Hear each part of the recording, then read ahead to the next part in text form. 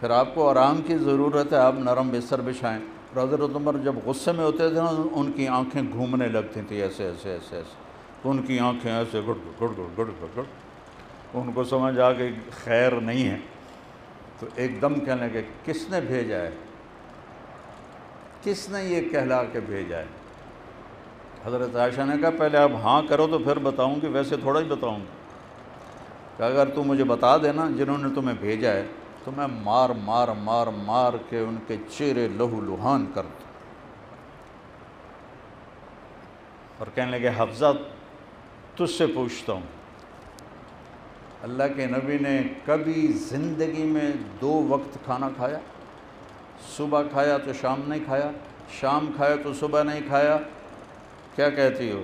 کہ جی اللہم نعم، جی بالکل یہی بات، یہی بات۔ کبھی 2 سالن کٹھے کیے زندگی میں؟ کیا کہتی ہو؟ کہ جی اللہم نعم، کبھی نہیں کیے۔ ایک دن تو نے ایک چھوٹے سے تپائی پر کھانا رکھ کے دیا تھا اور آپ نے اٹھا کے زمین پہ رکھ لیا تھا اور فرمایا تھا میں اس طرح کھاؤں گا جیسے غلام کھاتے ہیں، یاد ہے؟ کہ جی یاد ہے۔ تیرے گھر میں بستر کیا تھا؟ کہ ایک ٹاٹ تھا جس کو رات کو دوہرا کر دیتی تھی، دن میں سیدھا کر دیتی تھی۔ تو آپ نے کہا ایک رات تو نے دوہرے کی بجائے 4 تہیں لگا دیں تو تھوڑا نرم ہو گیا، تو میرے نبی نے صبح تم سے پوچھا تھا میرا بستر تبدیل کر دیا؟ کہ نہیں یا رسول اللہ، بس دوہری کی بجائے چوہرا کر دیا۔ کہ نہیں اسے ویسے ہی کر دو، مجھے رات کو اٹھنے میں تکلیف ہوئی، میں اللہ سے باتیں کرنے والا بندہ ہوں، مجھے ایسا بستر نہیں چاہیے۔ تمہیں یاد ہے اب میرے نبی کا ایک ہی جوڑا ہوتا تھا اور اس کو خود ہی دھوتے تھے، اور کبھی ایسا ہوتا تھا کہ کپڑے دھو کے لٹکائے ہوتے تھے، سوکھ جائیں تو بلال آ جاتے تھے کہ یا رسول اللہ نماز کا وقت ہے، تو آپ فرماتے بلال میرے تو کپڑے ہی نہیں سوکھے۔ پھر جب وہ سوکھ جاتے تھے پھر آپ پہن کے جاتے تھے اور لیٹ نماز ہو جاتی تھی۔ پھر تمہیں یہ بھی یاد ہوگا کہ ایک دن جوڑا بھی نہیں تھا تو ایک انصاری عورت سے آپ نے چادر منگوائی، وہ ساری بدن پہ لپیٹ کے اور گردن میں گانٹھ لگا کے آپ نے جا کے نماز پڑھائی۔ یہ تمہیں یاد ہے؟ کہا جی یاد ہے۔ تو حضرت عمر زار و قطار رونے لگے اور کہنے لگے جنہوں نے تمہیں بھیجا ہے ان کو جا کے بتا دو کہ 3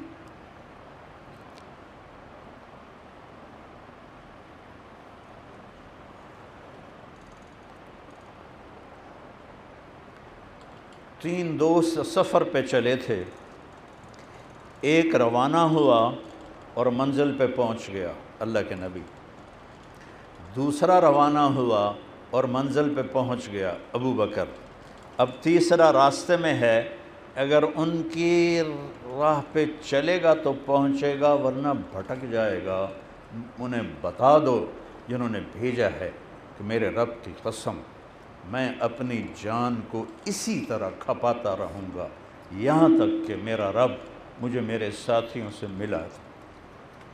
پھر اللہ نے کیسے ملایا؟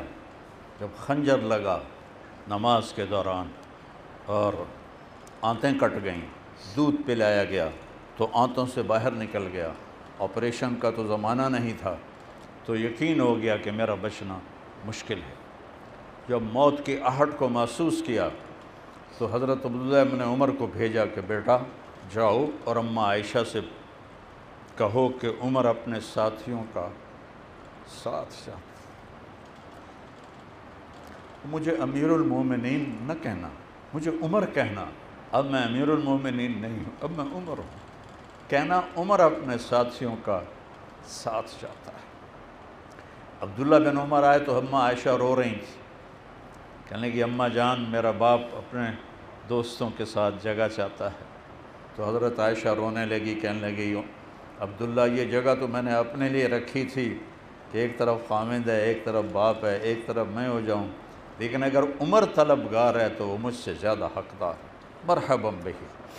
تو عبداللہ بن عمر نے آ کے خوشخبری سنائی کہ اجازت ہو گئی، کہ نہیں بیٹا ہو سکتا ہے میرے شرم میں اجازت دی ہو، جب میں مر جاؤں تو میرا جنازہ اٹھانا اور دروازے پہ رکھ کے ایک دفعہ پھر اجازت لینا کہ عمر اندر آنے کی اجازت چاہتا ہے۔ حضرت علی تشریف لائے تو بڑی گھبراہٹ تھی، آپ نے فرمایا موت سے ڈر گئے ہو؟ کہ نہیں، موت کے بعد سے۔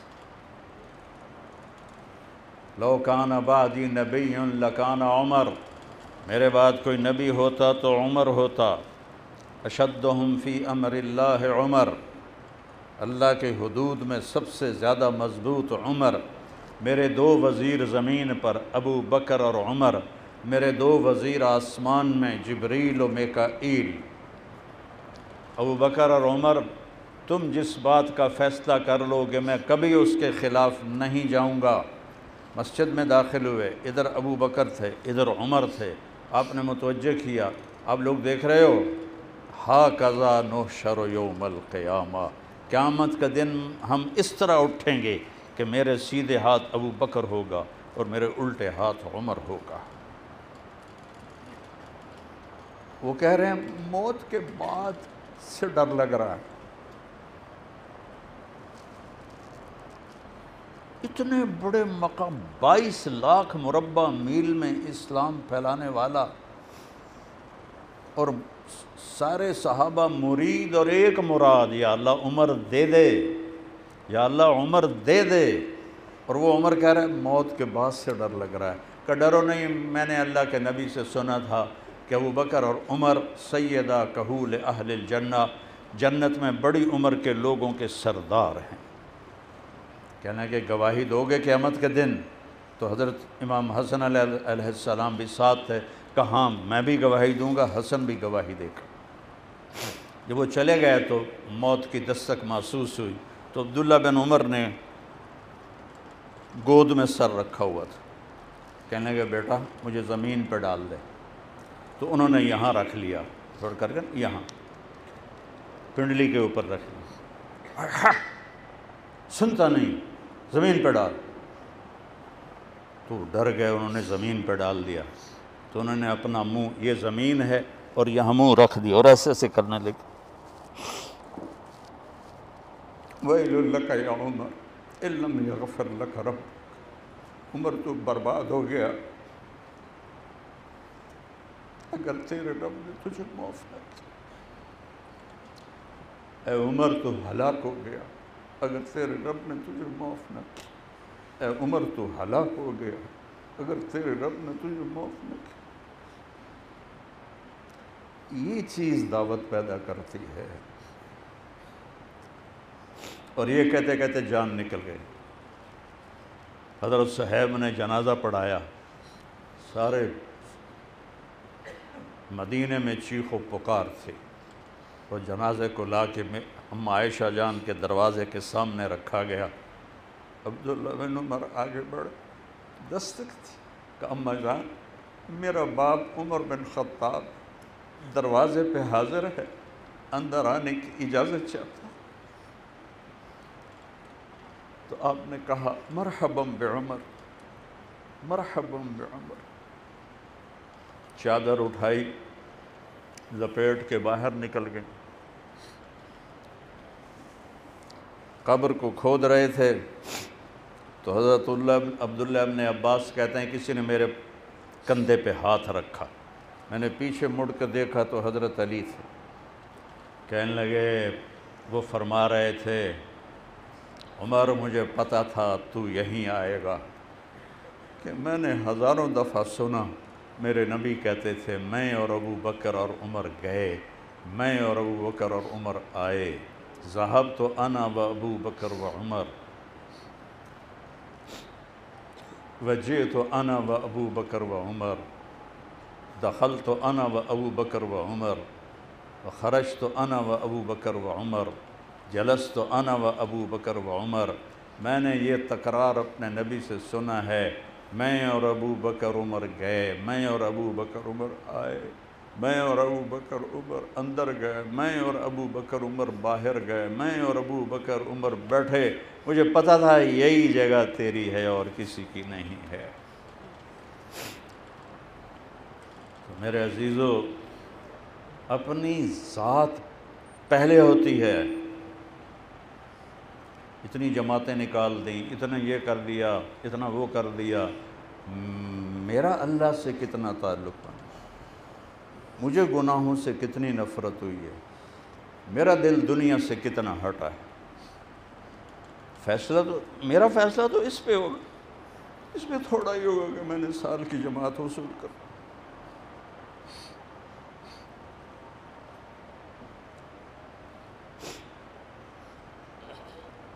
حضرت عمرو بن عاص موت کے وقت رو رہے تھے زار و قطار، تو ان کے بیٹے کہہ رہے تھے آپ کیوں رو رہے ہیں، اللہ کے نبی نے آپ کو یہ بشارت دی، یہ بشارت دی، یہ بشارت دی۔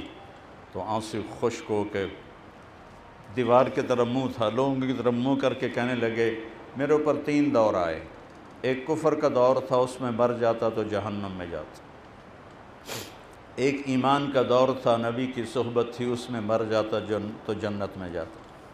مجھے اللہ کے نبی سے اتنی حیا تھی کہ میں نے آپ کی موت تک کبھی آپ کے چہرے پہ نظر نہیں ڈالی، میں نظر نہیں ڈال سکا، مجھ سے حلیہ پوچھو تو مجھے نہیں آئے گا۔ پھر تیسرا دور آیا جب دنیا ہم پہ کھل گئی اور آپس کی لڑائیاں شروع ہو گئیں، اس میں جو کیا سو کیا، اب پتہ نہیں کیا ہوگا، پھر ایسے ہاتھ اٹھائے اللہم لا بری یا اللہ میں بری و ذمہ نہیں ہوں کہ میں کوئی عذر بیان کروں، ولا قوی فانتصر، میں طاقتور نہیں ہوں کہ میں مقابلہ کر سکوں، ولا مستنکر بل مستغفر، میں انکاری نہیں ہوں بلکہ توبہ کرتا ہوں۔ اللہم لا بری فاعتصم ولا قوی فانتصر ولا مستنکر بل مستغفر، یہ دعا میں روز مانگتا ہوں،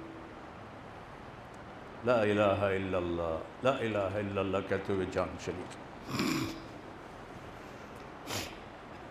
اما عائشہ کو آپ نے فرمایا عائشہ مجھے تو اس دن سے موت ہی اچھی لگنے لگی ہے جس دن سے پتہ چلا تو جنت میں میری بیوی ہے۔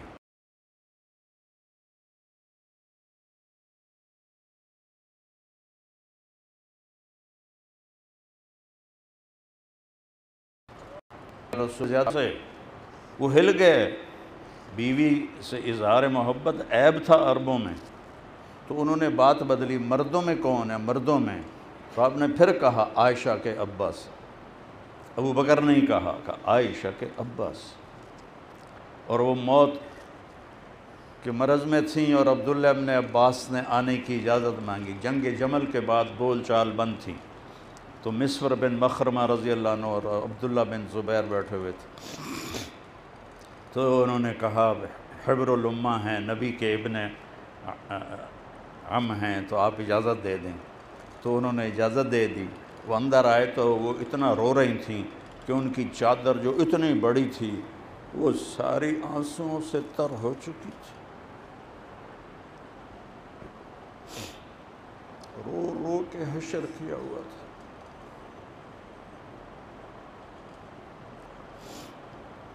تو حضرت عبداللہ ابن عباس نے کہا اماں جان آپ کیوں رو رہی ہیں، اللہ کی قسم آپ کے اور نبی کی ملاقات میں بس اتنی ہی دیر ہے کہ آپ کا سانس نکلے اور آپ اللہ کے محبوب سے جا کے مل جائیں۔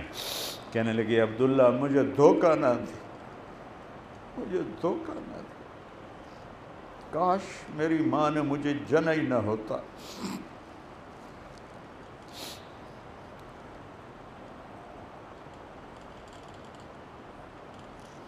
اپنے من میں ڈوب کر پا جا سراغ زندگی، اللہ خبردار عبداللہ کو کچھ نہ کہنا، انا اشہد انہ یحب اللہ ورسولہ، میں گواہی دیتا ہوں یہ اللہ اس کے رسول سے پیار کرتا ہے۔ اس طرح میرے نبی نے اپنے ساتھیوں کو استعمال کیا۔ حضرت عمر کے زمانے میں جہاد پر ہیں، وہ عیب نہیں چھوٹا، وہ جہاد میں گرفتار ہو گئے، 300 تابعین اور یہ صحابی۔ قیصر نے کہا تو ایسا کر عیسائی ہو جا تو آدھا ملک اور بیٹی دیتا ہوں۔ فرمانے لگے پوری دنیا دے دینا اور یوں کہے کہ 1 سیکنڈ کے لیے عیسائی ہو کے مسلمان ہو جا تو مجھے قبول نہیں ہے۔ اس کو لالچ تھی کہ یہ عیسائی ہو جائے تو بڑا کام ہو جائے گا، صحابی ہے۔ انہوں نے کہا ایسا کرو، تیل کڑاہ میں ڈالو اور اسے کھولاؤ، جب کھولے تو 2 سپاہیوں کو اس میں زندہ ڈال دو، اس کے بعد پھر اس کو دیکھو، اگر یہ اسی ضد پر قائم رہے تو اس کو بھی ڈال دو۔ تو انہوں نے ان کے سامنے 2 تابعین کو تیل میں ڈالا، وہ جل کے کوئلہ ہو گئے۔ جب ان کو کھینچ کے لے جانے لگے تو یہ رونے لگے۔ کس میں کیا صفت ہے اللہ کو پتہ ہے، اس نے تو یہ کر دیا، یہ نہیں ہے، یہ غلط ہے۔ ہمیں لوگوں کو عزت دینی ہے۔ وہ رونے لگے تو سپاہیوں نے کہا جی رو رہا ہے، کہ بلاؤ۔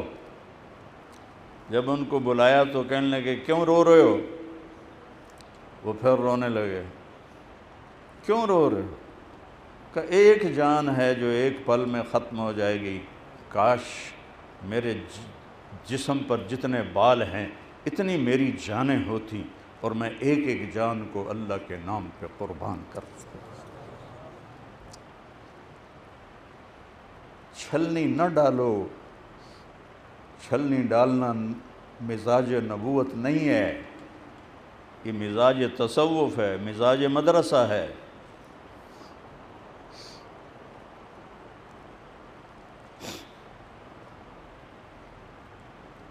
ابو محجن ثقفی رضی اللہ تعالیٰ عنہ شراب پیتے تھے، نہیں چھوٹی، اور قادسیہ کی جنگ میں شریک ہیں۔ تنگ آ کر سعد بن ابی وقاص نے ان کو قید میں ڈال دیا۔ کس جرم میں؟ شراب پینے کے جرم۔ اور قادسیہ کی جنگ میں ایران کا فیصلہ ہوا۔ حضرت سعد بیمار تھے، وہ جنگ میں شریک نہیں تھے، وہ ایک اونچے کمرے کی چھت پر بیٹھے ہوئے تھے، جنگ کا منظر دیکھ رہے تھے۔ ایرانیوں نے جو حملہ کیا تو صحابہ کے قدم اکھڑ گئے۔ تو ابو محجن ثقفی وہ دروازے سے، وہ قید خانے کے دروازے سے سارا منظر دیکھ رہے تھے اور ایسے تڑپ رہے تھے کہ حضرت سعد کی بیگم سلمہ رضی اللہ عنہا گزریں، کہنے کہ سلمہ مجھے آزاد کر، مجھے سعد کا گھوڑا دے دے اور تلوار دے دے، میں شہید ہو گیا تو تم سب کی مجھ سے جان چھوٹ جائے گی، میں زندہ رہا تو میں واپس آ کے بیڑیاں پھر خود ہی پہن لوں گا۔ کہا بھئی اگر حضرت سعد کو پتہ چل گیا تو مجھے سزا دیں گے، میں تو نہیں کر سکتی۔ اور چلنے لگی تو انہوں نے فی البدی کہا کفا حزنا ان تلتقی الخیل بالقنا واترک مشدودا علی وساقیا اذا قمت عنا عن الحدید وغلقت علی ابواب قد تسم المنادیا۔ ہائے ہائے میرا درد، اس سے بڑھ کر اور کیا ہو سکتا ہے کہ سامنے حق و باطل ٹکرا رہے ہیں اور مجھے بیڑیوں نے پکڑا ہوا ہے، اٹھنے لگتا ہوں تو آہنی دروازے میرے لیے رکاوٹ ہیں اور بیڑیاں مجھے کھینچ کے گراتی ہیں۔ تو حضرت سلمہ کا دل نرم ہو گیا، انہوں نے دروازہ کھولا، انہوں نے بیڑیاں کھولی، حضرت سعد کا گھوڑا دیا، تلوار دی، انہیں ذرا بھی نہیں دی، چہرہ چھپا لیا۔ ایرانی صحابہ کو دھکیلتے دھکیلتے خیموں تک لے آئے تھے، ایسا نہیں ہوا تھا پوری 9 دن یہ جنگ چلی تھی، خیموں تک لے آئے تھے۔ تو یہ ایک شخص آیا ہے اور اس نے حملہ کیا ہے اور پوری ایرانی صفوں کو الٹا کے رکھ دی، وہ بجلی کی طرح کبھی ادھر حملہ کرتے، کبھی ادھر نظر آتے، یوں دیکھتے تو وہ وہاں پہنچے ہوتے تھے، یہ دیکھتے تو وہ وہاں پہنچے ہوتے تھے۔ اس قدر اس ایک شخص شراب پینے کی سزا میں قید ہے۔ او اللہ کے واسطے صحابہ کی زندگی بھی پڑھو، سیرت بھی پڑھو۔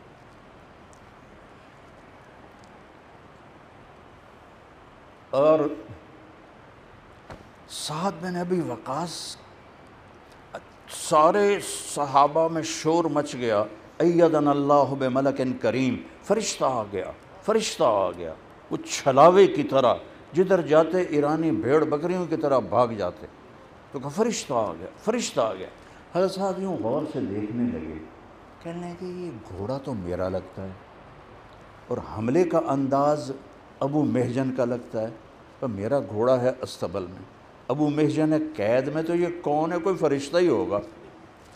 جو ہی ایرانی بھاگے میدان چھوڑ کر، تو فوراً حضرت ابو محجن واپس پلٹے اور قید خانے میں آ کے بیڑیاں